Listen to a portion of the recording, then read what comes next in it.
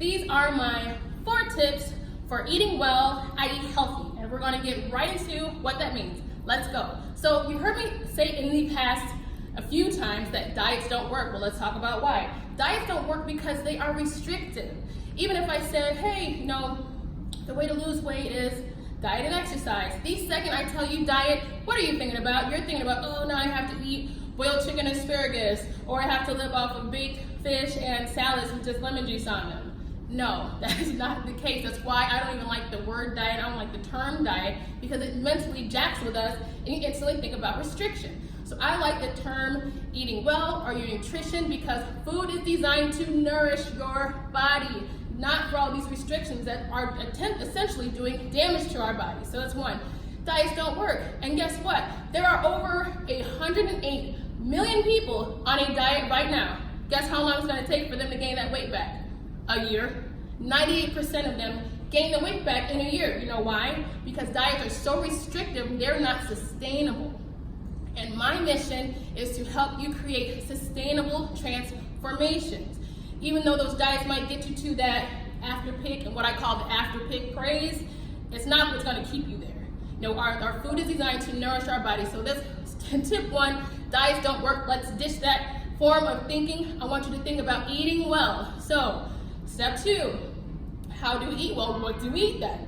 I want you to transition from eating processed foods to eating more whole foods in their natural form.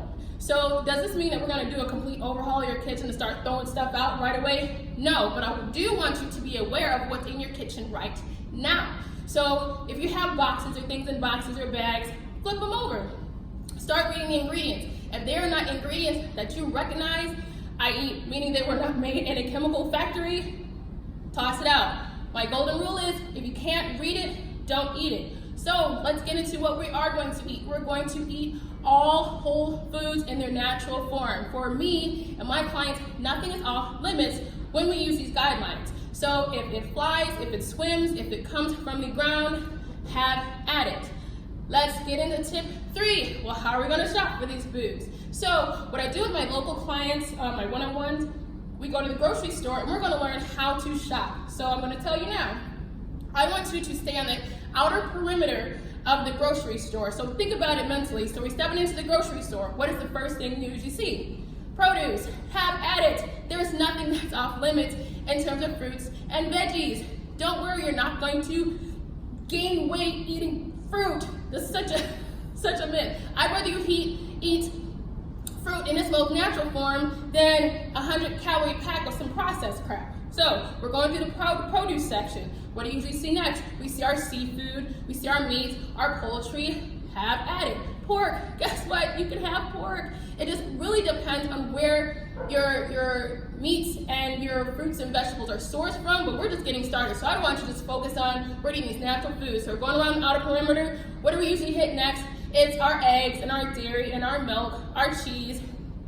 Have at it. Now in terms of cheese, I am a fan of grass-fed cheese, but for right now we're just getting started. As long as you're not eating processed food, have at it. So we're going around and usually we'll end in the frozen food section. And I actually like frozen vegetables, not the steamable kind, but organic frozen vegetables because that'll give me more time to use it. But sometimes I don't go through my fresh vegetables as quickly as I would like. So that's how we navigate the grocery store.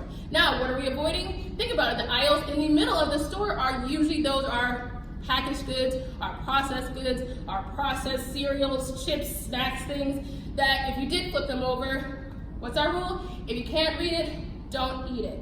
So now, we got to the grocery store, we've shopped around the outer perimeter, we get home. Our 4th tip is how do we get started? What do we do? So let's talk about meal prep. I know this is such a big thing because who wants to commit their weekend to making food all darn day? So this is one of my tips. It's just quick and easy to get started. Have a meat or whatever your protein source is baking in the oven, and then prep one on the skillet. So you're prepping 2 proteins at the same time.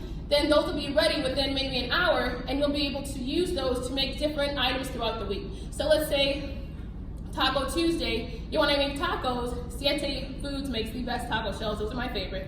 Take some of the chicken that you made on the weekend, throw that in there with some guacamole and some veggies, Now you have your tacos. So you don't have to live off boring food. You don't have to live off of just plain meat with a side of veggies. You don't have to live off salads, which is a story for a whole other day, unless you like salads. I tell my clients, they say, hey, what do you think about salads? I go, what do you think about salads? Do you really like them? If not, then scratch them. We're gonna find foods that you like. Another option is, let's say you don't have a bunch of time to prep food maybe one week.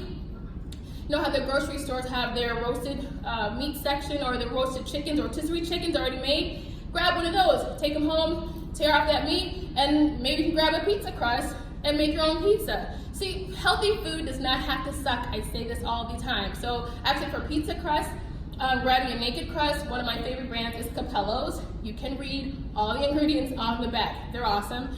So my point is, getting started doesn't have to be this big process. We don't want to go through this huge transformation or drastic change in the way that we're eating, because those drastic changes are not sustainable. And I want you to live healthy, sustainable transformations in your new health and fitness journey.